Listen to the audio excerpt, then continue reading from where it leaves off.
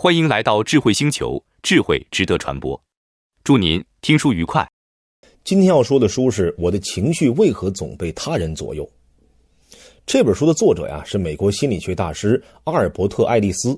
之前呢，我们已经讲过爱丽丝的一本书叫《控制愤怒》。阿尔伯特·爱丽丝是美国历史上非常重要的心理学家。美国和加拿大的心理学界曾经评选过一个最有影响力的应用心理学家排行榜。我们熟知的弗洛伊德排名第3，排名第2的就是本书作者阿尔伯特·爱丽丝。爱丽丝的主要成就在于她提出了一个理性情绪行为疗法，英文缩写是 REBT， 为现代认知行为疗法奠定了基础。这套理论和疗法是包括中国在内的很多国家心理咨询师的必修课程。他一生都致力于帮助人们解决生活中的心理和情绪问题。他的情绪疗法呢，帮助很多人走出了情绪困扰。那今天我们要说的这本书《我的情绪为何总被他人左右》，是专门针对不良情绪、过激情绪的。这本书跟其他的情绪疗法类书籍相比，最大的贡献在于他把我们的不良情绪进行了分类，并且分析了每一类不良情绪都是怎么来的，应该怎么应对。首先我们来看爱丽丝总结的4种不良的过激情绪，我们在生活中经常会遇到。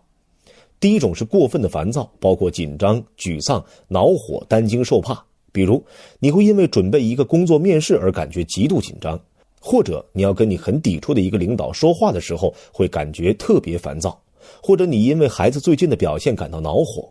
如果你有这样的情绪，就说明你已经受制于他人或者受制于那件事。换句话说，你的领导、你的孩子或者面试这件事已经开始严重影响到你的情绪，这是第一种。第二种是过分生气，包括戒备、被激怒、气得发疯、感觉到挫败。比如当你的爱人批评你教育孩子的方式不对，当你的孩子正处在青春期不尊重你的时候，或者你的同事在工作上不配合你的时候，你都可能生气发火，大发雷霆。第三种是过分抑郁，表现为无精打采、一蹶不振。如果你失去了爱的人，失恋了，或者失去了工作，失业了，你会觉得每天都郁郁寡欢，提不起精神来，什么事都干不了。这就是你让这些事儿控制了你。最后一种是过分内疚，就是你会过分的承担责任，过分悔恨，过分自责，觉得这都是我的错。比如你因为离婚对孩子感到内疚，或者你和一个并不是真正喜欢的人在一起，完全是因为你几乎是他唯一的朋友，类似这种情况，你都给了自己过多的责任。这些情绪在我们的生活中都不陌生，那么怎么就算过分了呢？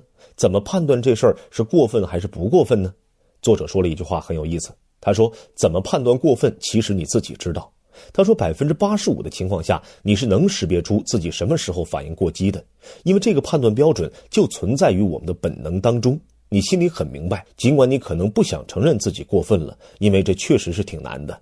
还有一些情况，就是另外那 15% 的情况，你可能意识不到自己的行为是不是过分了，但是周围的人应该能看出来。如果有人提醒你说，这事儿你可能有点过分了，你就需要反思一下了。那么情绪是怎么来的呢？爱丽丝给出了一个理论，就是她的理性情绪行为疗法，也叫做 ABC 治疗法。A 是什么呢？ A 就是在生活中发生的事儿或者遇见的人，就是这些人这些事儿能刺激到你。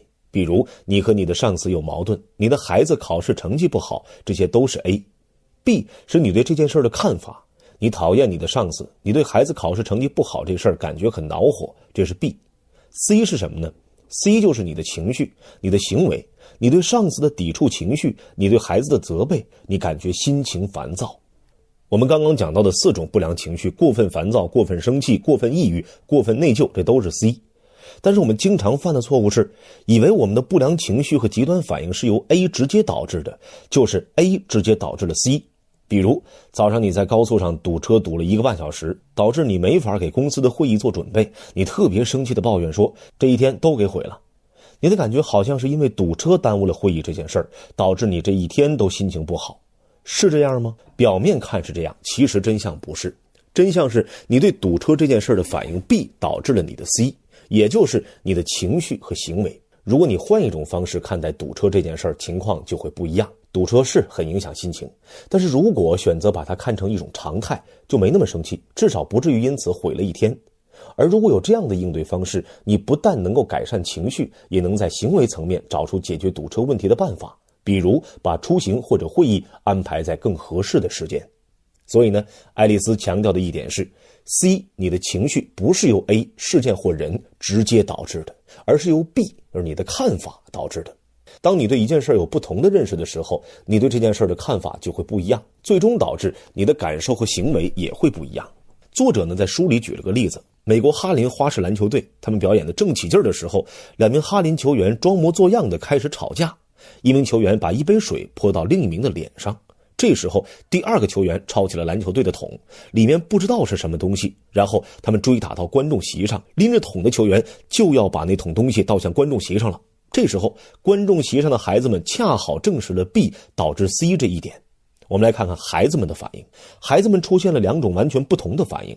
以前看过这个表演的孩子知道那个桶里装的都是糖果，所以他们昂首挺胸，开心的大叫着，来呀，倒啊。没见过这种场面的孩子却藏到了别人身后，护着头。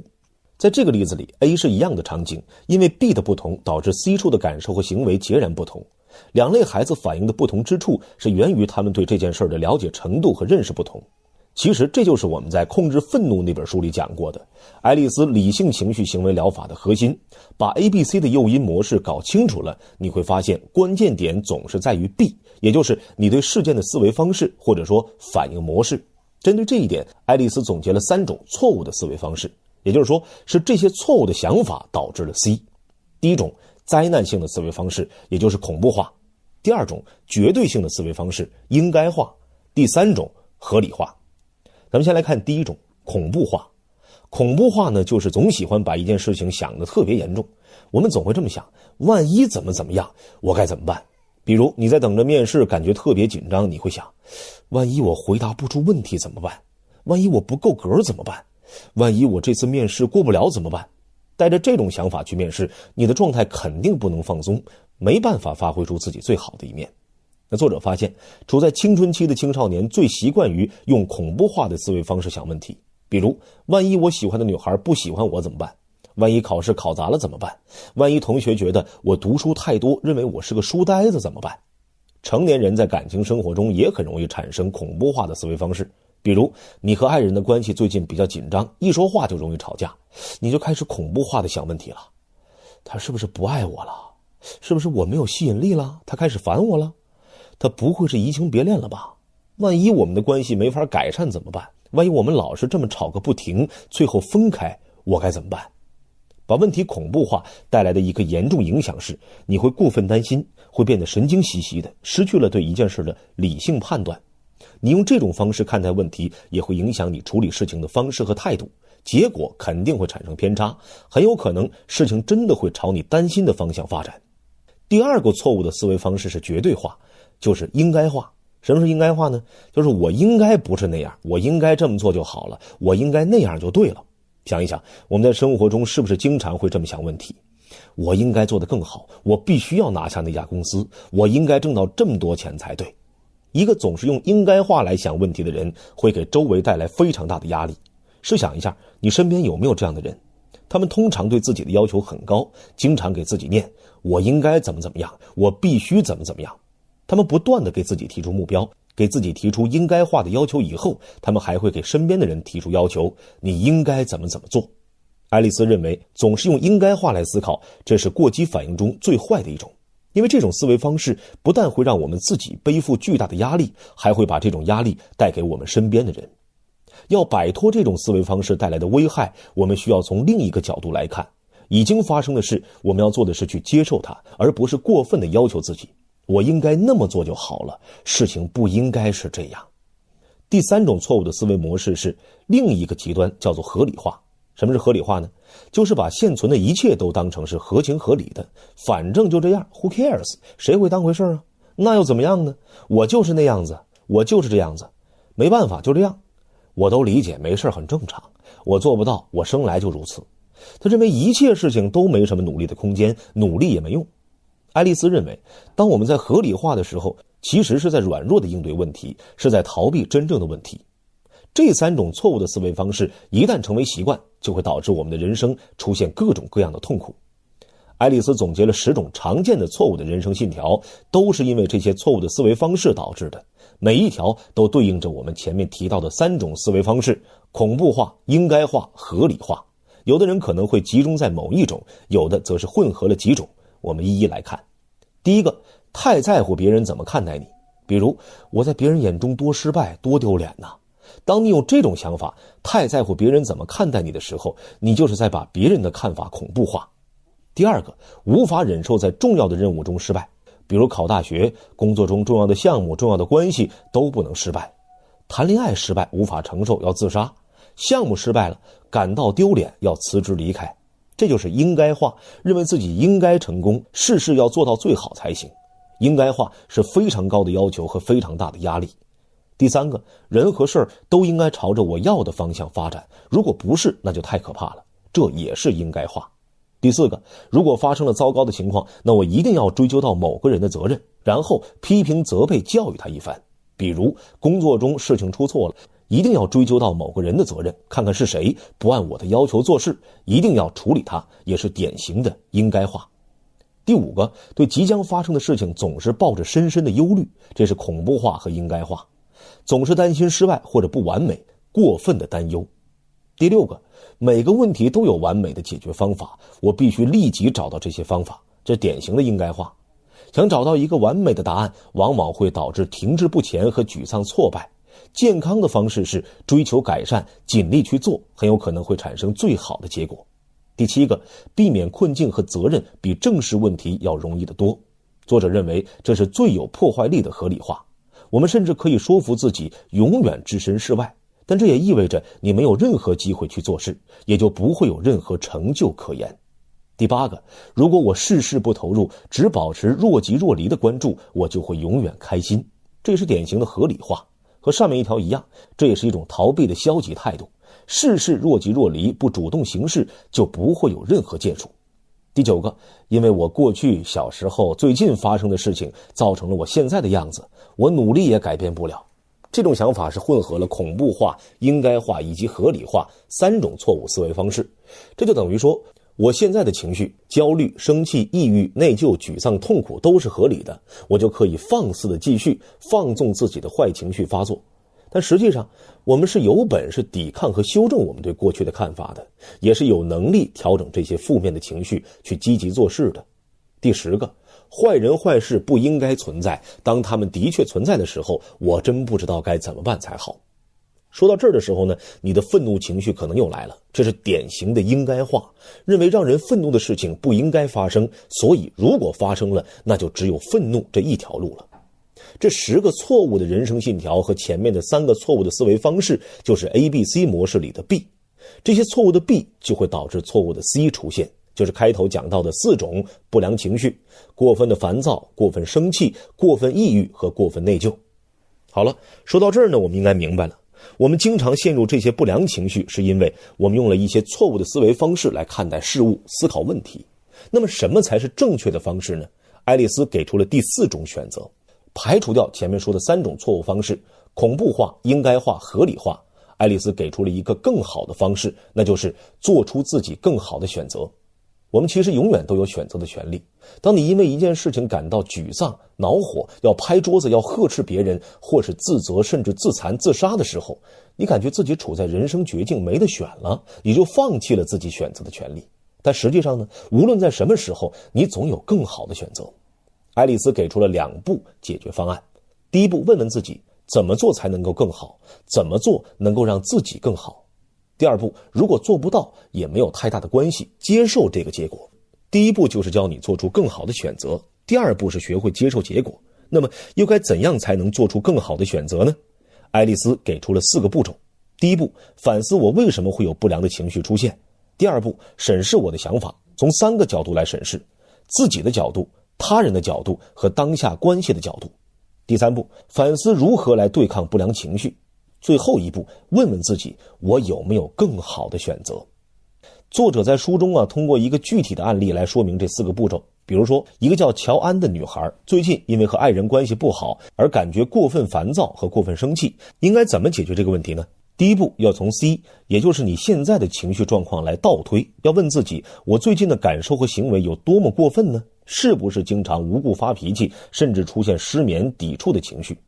第二步，在 B 处问自己，我自己是怎么想的，以至于把自己弄得这么不开心。比如乔安会说，他凭什么最近对我这么冷淡，不把我当回事？是不是我不像以前那么可爱了？是不是我做错了什么事儿？万一我们的关系越来越糟怎么办？好吧，他这么不在乎我，那我也不管了。好，我们发现现在乔安在 B 处的想法出现了恐怖化、应该化、合理化的不良思维方式。第三步，如何控制对抗非理性思考方式。比如乔安是这么想的，他现在看上去对我是很冷淡，至于为什么我不是特别清楚，我觉得我可以找他谈谈，先了解一下我们之前存在什么误会或者问题，然后再看怎么解决。第四步也是最后一步，我能选择什么方式来替代我之前的恐怖化、应该化、合理化的想法呢？比如乔安最后是这么想的，我希望他能更关心我、更欣赏我，但是假如他现在做不到，我会继续从这段关系里挖掘我想要的，看我能做些什么来改善我们的关系，想办法和他沟通，更了解他的想法和处境，来让事情变得更好。假如事情真的没有起色，我也许会考虑离开，但要在我认认真真努力过之后再做这个决定。当乔安开始这么想问题的时候，整个人的态度和生活方式都随之改变。不过不再有过激的情绪反应。如果你面对问题时也像乔安这么做，你会发现你一下子就变得冷静了。最重要的是，当你这么做，你并不是在骗自己事情一定会变好，你只是会积极的行动，然后去看事情会怎么发展。假如事情在朝好的方向发展，你会继续努力这么做，但是假如没有起色，你再考虑下一步怎么做决定。对于最后的结果呢，你也要用爱丽丝给出的方式，那就是既要去做，同时也不要太执着，不要用成功学的那一套逻辑来要求自己，什么一定要做到最好，一定要让他特别爱我，一定要成功拿下，不要这样。因为努力不一定就会成功，成功与否有时候并不是你能决定的。如果不行就放弃，不要太过执着，灵活性是非常重要的。所谓古人说的尽人事听天命，就是这个道理。如果你能做到内心淡定从容，就不容易被别人掌控，你的情绪也就不会总是被他人左右了。所以呢，按照爱丽丝这一套方法论，你会很容易调整你的不良情绪，让自己冷静下来，开始理性的思考问题。下面呢，我们就来回顾一下爱丽丝这套方法的核心内容。首先，我们在生活中经常会遭遇4种不良情绪，分别是过分烦躁、过分生气、过分抑郁、过分内疚。是什么导致我们出现这些极端情绪呢？